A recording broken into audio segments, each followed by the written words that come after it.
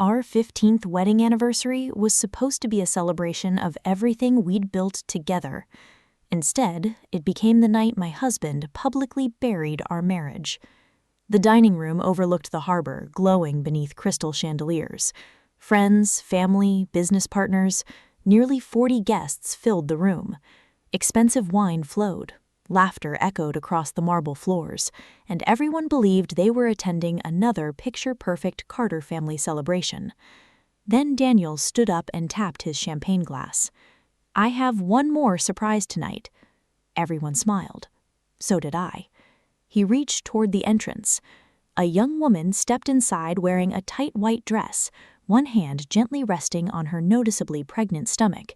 She couldn't have been older than 28. Daniel wrapped his arm around her waist. "I'd like everyone to meet Olivia." The room fell silent. He smiled wider. "She's going to be taking care of this house from now on." Several guests laughed awkwardly, assuming it was some strange joke. It wasn't. Daniel looked directly into my eyes.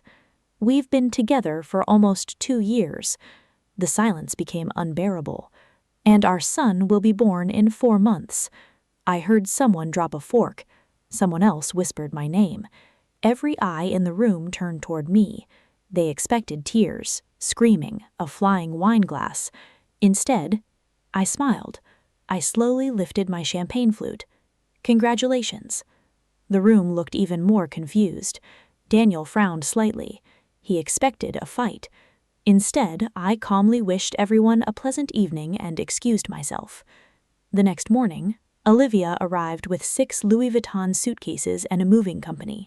She walked through the front gates wearing designer sunglasses and carrying herself like she'd already become the queen of the estate.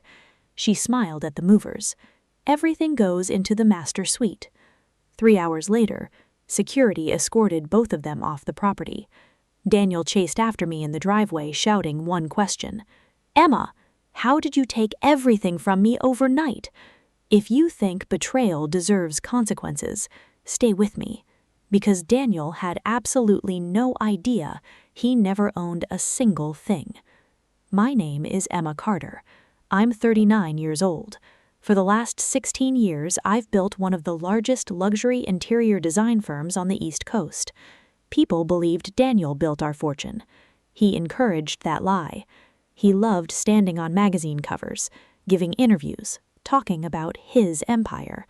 I never corrected anyone, because while he enjoyed the spotlight, I quietly handled every contract, every acquisition, every negotiation, every legal document. Daniel believed he was the CEO. He never bothered reading what he signed. Every business, every trademark, every investment, every luxury vehicle, even our waterfront mansion belonged to Carter Holdings, a company solely owned by me. He never asked. I never volunteered. When we first met 18 years earlier, Daniel worked as a junior sales representative earning barely enough to pay rent. I believed in him, paid for his MBA, introduced him to investors, helped him start a consulting company. When banks refused his loans, I pledged my own savings. When clients doubted him, I brought them to the table. Whenever someone congratulated him on his success, he smiled. Eventually, he stopped mentioning my name altogether. Success changed him. Money amplified every flaw he already possessed. At first, it was little things: late-night meetings, business trips, secretive phone calls. I ignored them. Everyone warned me, he isn't the same man anymore. I defended him. I was wrong. Then Olivia appeared.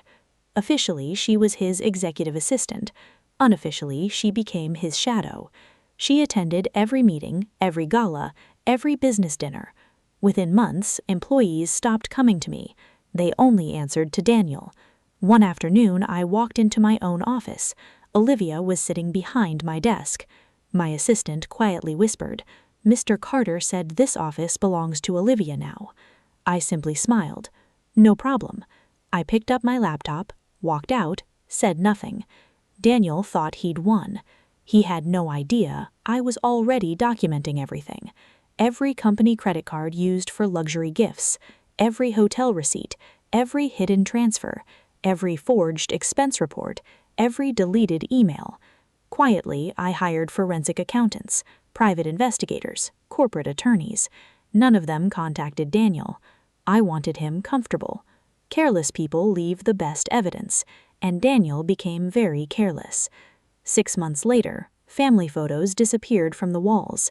Olivia replaced them with oversized portraits of herself and Daniel. My late mother's piano was moved into storage. The master bedroom was redecorated without asking me. My closet became Olivia's dressing room. Guests started referring to me as the previous lady of the house. Still, I never argued. Then came the anniversary dinner, the night Daniel publicly introduced his pregnant mistress. But that wasn't the moment everything changed. The real turning point happened later that night. Around 1 o'clock in the morning, I returned to the study to collect a forgotten legal folder. As I approached the hallway, I heard voices coming from the library. Daniel hadn't noticed the door was slightly open. Olivia laughed. "So after the divorce, the mansion becomes ours?" Daniel chuckled. "She'll have no choice. We'll pressure her into selling." Olivia smiled. "And if she refuses?" Daniel answered without hesitation. "My lawyer already has a strategy. We'll claim she's emotionally unstable after years of stress. We'll argue she's not mentally capable of handling the business. And once she's removed, everything becomes ours." I stood perfectly still, listening. Neither of them realized the business they planned to steal legally belonged to someone they had completely underestimated. I quietly walked away, opened my laptop, and made one phone call. My attorney. It's time. I ended the call with my attorney at exactly 1:47 that morning. By sunrise, the wheels I'd quietly built over the past year were finally turning.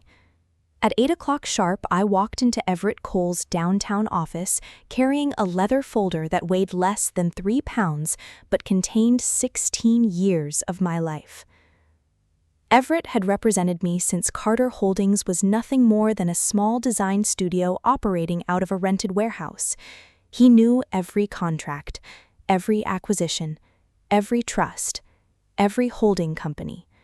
He looked through the documents one final time before closing the folder.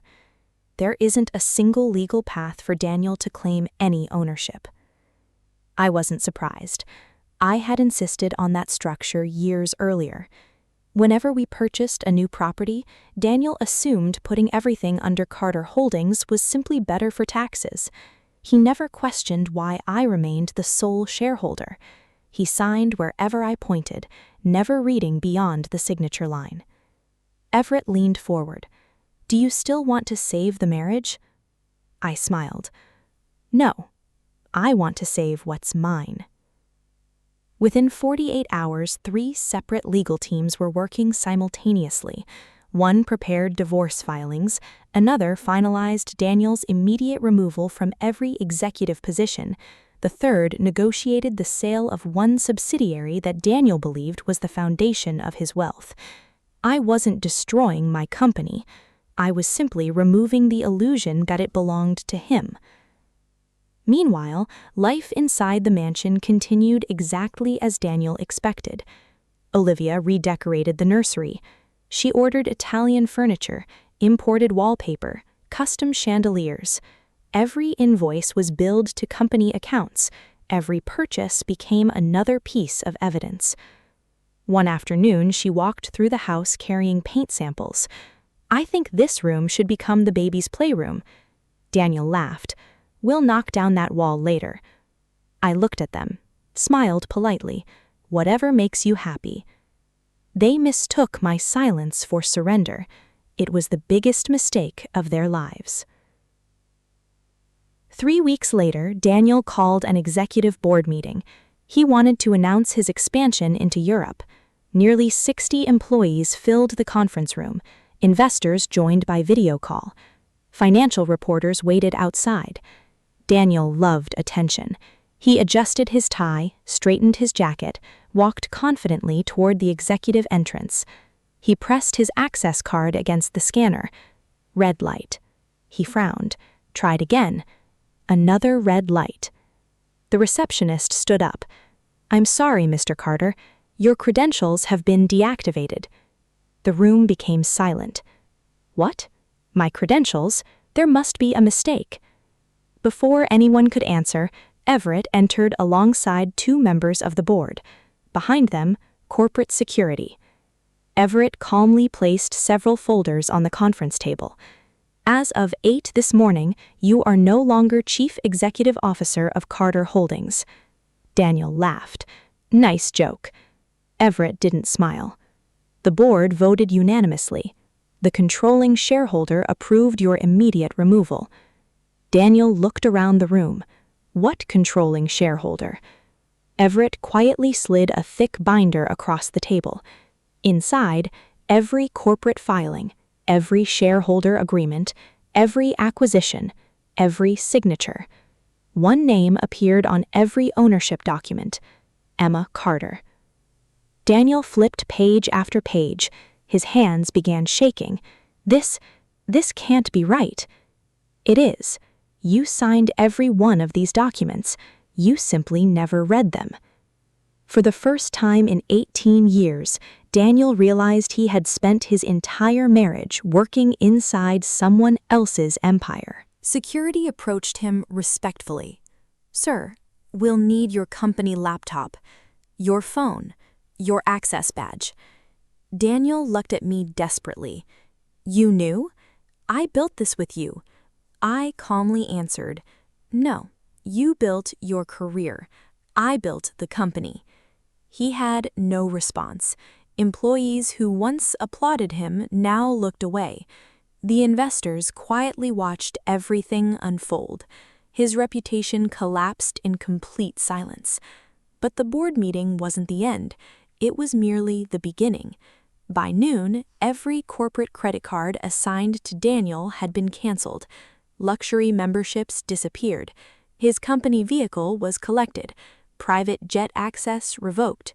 Corporate apartment lease terminated. Expense accounts frozen. Even Olivia's executive position vanished automatically because it existed solely under Daniel's authority. She stormed into headquarters screaming, "My husband is the CEO." The receptionist calmly corrected her. "He isn't, and legally, he never owned this company." That evening, Daniel rushed home, only to discover another surprise. The front gate refused to open. Security recognized him immediately. "I'm sorry, sir. This property now operates under new ownership instructions. My wife lives here." The guard remained professional. "I've been instructed not to argue. Please contact your attorney." Daniel pulled out his phone, called me. Again and again.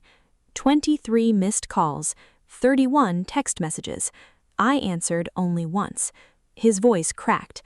"Emma, please, just tell me why." I looked out across the ocean from my balcony, then quietly replied, "You introduced another woman as the lady of my house.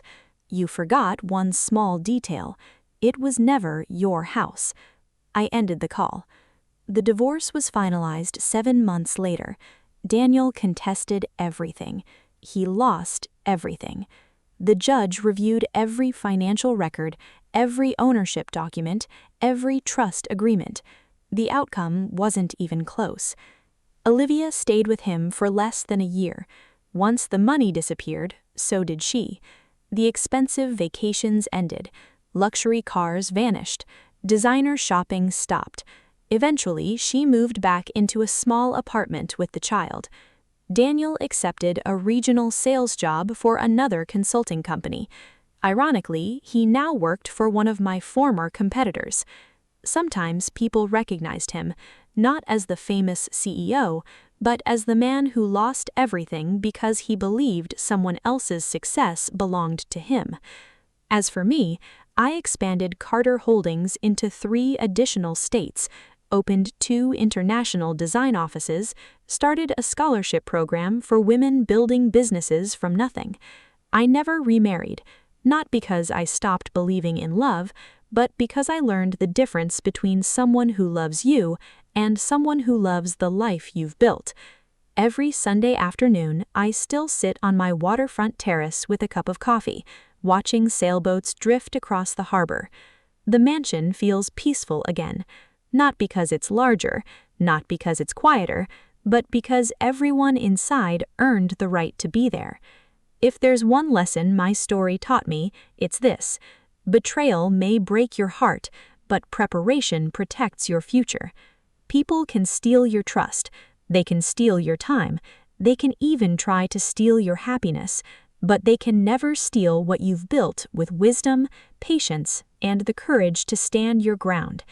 And sometimes, the most satisfying revenge isn't destroying someone's life, it's simply taking back the one that was always yours.